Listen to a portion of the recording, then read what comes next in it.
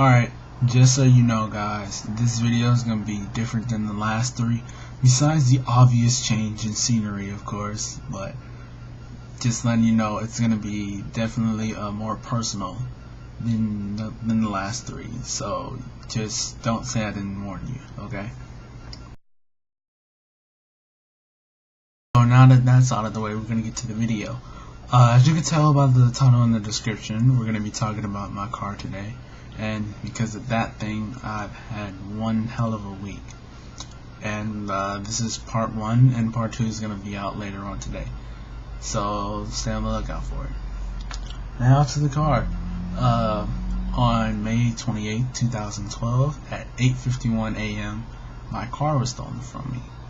And it was difficult to watch, to say the least.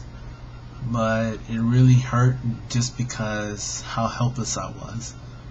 Like, I saw the passenger get into the car, and she closed the door and they drove off in my car.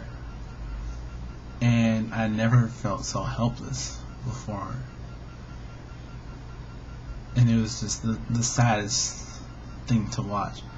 And honestly, I thought I was dreaming, because the week before I had a dream about my car being stolen, and I woke up and I felt like bad, but not nearly as bad as I did right then and there. And I think later on that day I actually went to go see my dad, and we were talking about the car, and I told him that if you ever wanted to break me, like get me to break, you would have to take my car from me. And that's exactly what they did. And after I filed the police report and everything, and my mom and dad came home, they came home to shelter me and stuff, I broke, because I was a wreck. Like, I felt just so awful. And it was literally one of the worst things I ever experienced up to this point in my life. Because I just said that, if you were to take this thing from me, it would break. I would break, because I'm a very selfless person. So naturally I care about other things more than myself. Whether it's people, materialistic things like that. I'm not a materialistic person, but nevertheless, if you take something from me, and if it means a lot to me, it's gonna hurt. So the fact that they took the item, like one of the items of my happiness, and that brings me joy, that the thing that I get into in the morning and I play my music and it automatically changes my mood, gives me the energy boost I need to, tackle the rest of the day. It gets me from point A to point B, and every second of that is spent just enjoying, because I generally enjoy driving and I love listening to music. So, what could you ask for? But they took it, and there was literally nothing humanly possible I could have done to prevent it from them. And just knowing that the people who were in the car, who took everything from it, just will probably never be caught, that just made it that much worse. And that Tuesday was very tough.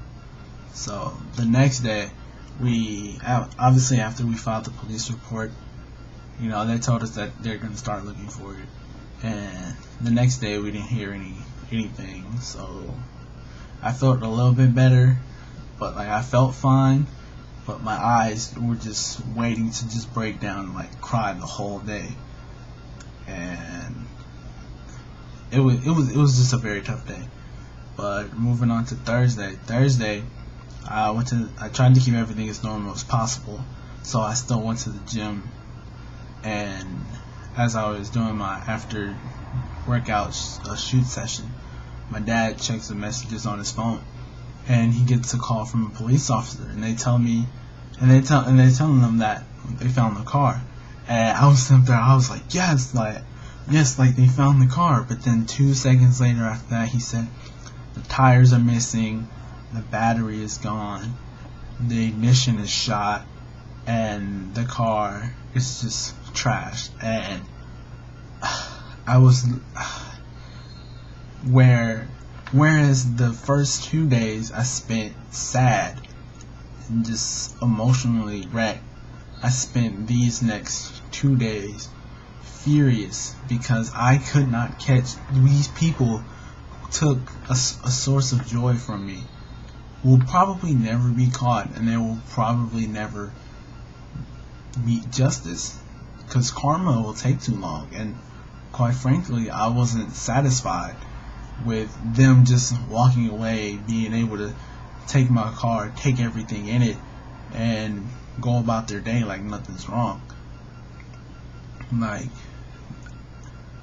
I don't, as far as I know, I don't have any enemies, so I don't know what would make anyone do this to me. And the fact that they just did it to a 19-year-old kid who is taking finals this week, it just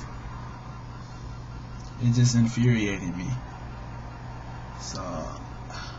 So I spent those 2 days frustrated, but the next day we went to the impound to go get the car, and that cost $268. And we went there, and it was a really sad sight to see. The car had no tires and stuff. So me and my dad, we went to this place called Pick Apart, and we found 4 Honda tires. And what basically Pick Apart is like this huge junkyard of cars, and you can basically go up to any car, pick apart, literally, that's hence the name, and take it back and then buy it, and then it's yours. So we spent about an hour and a half finding 4 tires. We found 4 tires, we found some slugs and stuff, and we went back and we put them on the car, and we rolled it out of there. And it was, it's still, the brake lights still weren't coming on, and the lights weren't working and stuff like that, but we got that fixed later on, so that's not that important.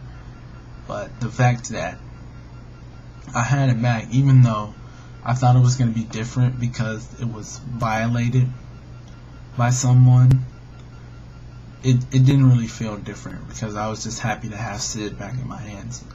And that car means so much to me, and like more than I ever could express in words. So just to have it back, and even though he was violated like that, I still love that car to death. And I won't be able to drive it for a while because we need to get new license plates, and I don't know how long that takes. But just to have it back was very fulfilling. So I didn't have to worry about it anymore. I didn't have to, while I was in the passenger seat of a car, I didn't have to look left and right everywhere just seeing if someone had my car or something. Didn't have to really worry about being so angry anymore, even though I still kind of am. But needless to say, that we did what we had to do to get it out and running again, and I'm extremely happy to have it back.